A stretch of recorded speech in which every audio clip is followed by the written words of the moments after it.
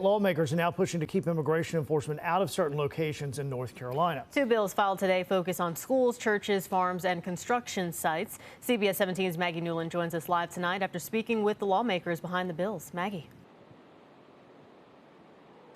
Liz and Russ, these lawmakers tell me they filed this legislation in response to a real sense of fear they're hearing from people in their communities. But they admit these bills will likely have a tough road ahead.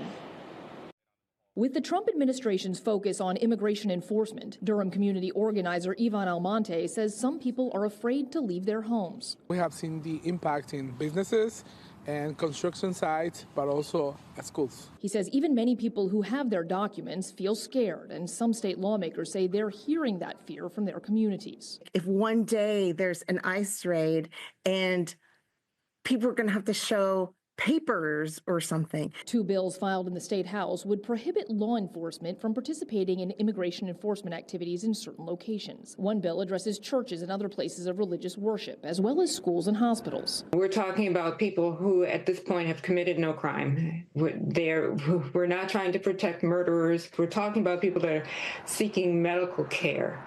And children just trying to go to school. The other bill is for farmland and construction sites. The bills would prohibit officers from working with ICE to take people into custody for suspected immigration violations or to serve warrants for removal from the U.S. in those locations. Immigrants make up at least 50% of our agricultural workers.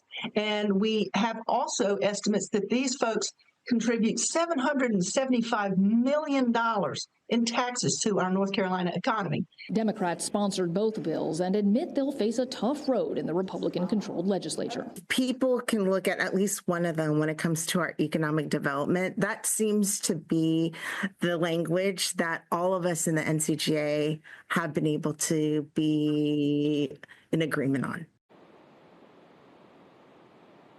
And again, these bills were just filed today. No word on whether they'll be taken up. We're live at the legislature. Maggie Newland, CBS 17 News. All right, Maggie, thank you for that update.